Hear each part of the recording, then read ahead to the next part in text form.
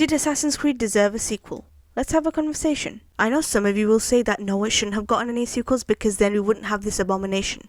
Like, who thought this was a good idea? No wonder why this was free, especially from Ubisoft. No sane person is paying for this. But all joking aside, if I asked you, what do you think of Assassin's Creed 1? What would you say? You would have probably said it's a mid-game, it's maybe a 7 out of 10. But if we travel back in time, Assassin's Creed 1 actually got pretty good reviews.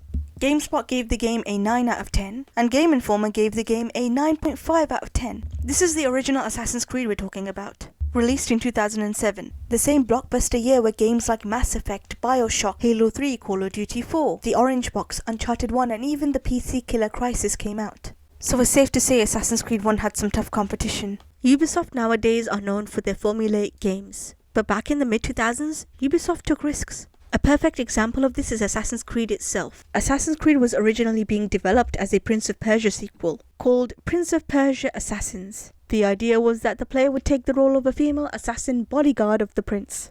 These concepts shifted and evolved and became what is now known as the Assassin's Creed franchise. Also, that reminds me, remember when Ubisoft tried to make Assassin's Creed a yearly release like Call of Duty?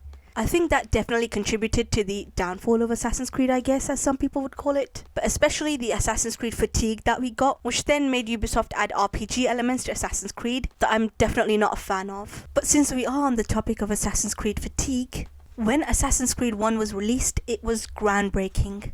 It was a single-player open-world experience set in a historical fiction backdrop, with social stealth and parkour. It told a story that jumped between past and present, the modern-day narrative led by Desmond and the historical segment led by Altair. Now, Altair was a flawed protagonist. He was stoic, reckless, arrogant, with much of the Assassin's Creed 1 story focusing on his redemption arc, including two Assassin's Creed 1 spin-offs, Assassin's Creed Bloodlines, released in 2009 for the PSP, and Assassin's Creed Altair's Chronicles, released in 2008 for the Nintendo DS. Now basically nobody played these games, but they do add to Altair's story, albeit in not a very major way. This is in complete contrast to the protagonist of Assassin's Creed 2, Ezio, who was younger, charming, charismatic, and I personally like Ezio more than Altair as a protagonist. Even though the ending of Assassin's Creed 1 hints at a larger conflict, Altair's journey from arrogance to mastery was largely complete, giving the game some closure without the real need of a sequel. At the same time, the larger conflict between assassins and Templars was left unresolved,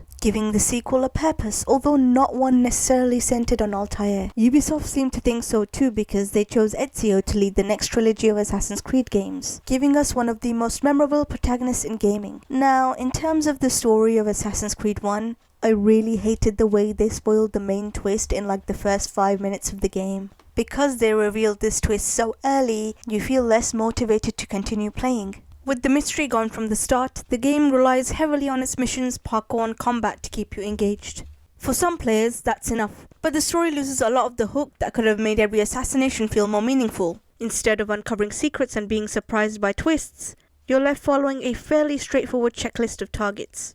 While the historical cities, rooftop traversal and stealth mechanics are exciting, the narrative tension that should drive the gameplay forward is gone. Essentially, Assassin's Creed 1 becomes more about moving forward through the world and executing missions than the story itself, which can make the early hours feel a bit hollow compared to the potential of the story. Again, this early reveal forces the game to rely heavily on its gameplay rather than its storytelling. The game overall feels unpolished. Sure, the parkour, climbing, stealth, and assassination mechanics are innovative and exciting, but combat can be clunky, controls are sometimes inconsistent, and some missions feel underdeveloped. The biggest complaint players have since launch is how repetitive the game can be. Tailing targets, gathering intel, and performing similar assassination missions can feel like a grind. Even today, the repetition can put off players looking to replay Assassin's Creed 1. Talking about Assassin's Creed 1's gameplay, it's a mix of ambitious mechanics and rough execution.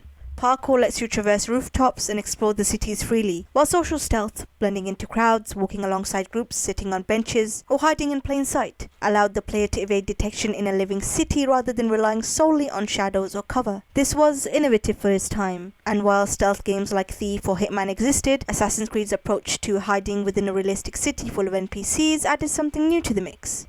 Sure, assassinations were simple by modern standards, But the Hidden Blade was cool and fun to use. Even the historical cities and environments themselves are designed in a way that encourages exploration and parkour. While the control, combat and mission variety can feel unpolished or repetitive, the mechanics themselves were very intriguing for the time, creating a unique blend of freedom, stealth and strategy that would become the hallmark of the Assassin's Creed series. Even with its flaws, Assassin's Creed 1 laid the groundwork for a franchise that would refine and expand on these ideas for years to come. In this way, Assassin's Creed 1 set the stage with a compelling story and world, while the sequel could expand the conflict and introduce a new hero to carry the franchise forward. Now, I am talking about Assassin's Creed 1 retrospectively. We know that it got a sequel, and many games after that, including spin-offs and whatnot, but quite honestly, it deserved a sequel. Altair's story was mostly resolved, but the larger Assassin-Templar conflict was not, and the world Ubisoft built had plenty of potential to explore. I mean, they did shift to Italy for Assassin's Creed 2, but we didn't know that at the time. Yes, the game was rough, repetitive, and even frustrating at times, and many players were critical of it. But back then, Ubisoft had the time, budget, and willingness to take risks to expand it. In today's industry, with skyrocketing development costs and the focus on safer projects, a sequel like this might never get made unless the first game was an instant hit. And even then, sales expectations are way too high most of the time, which is really unfortunate. Assassin's Creed 1 proved its novel concepts at the time worked, and that's why it paved the way for the series we know today, even though some of us may not like the way it has evolved. So what do you guys think? Did the original Assassin's Creed deserve a sequel? Let me know in the comments below, and make sure to like and subscribe. Thanks for watching.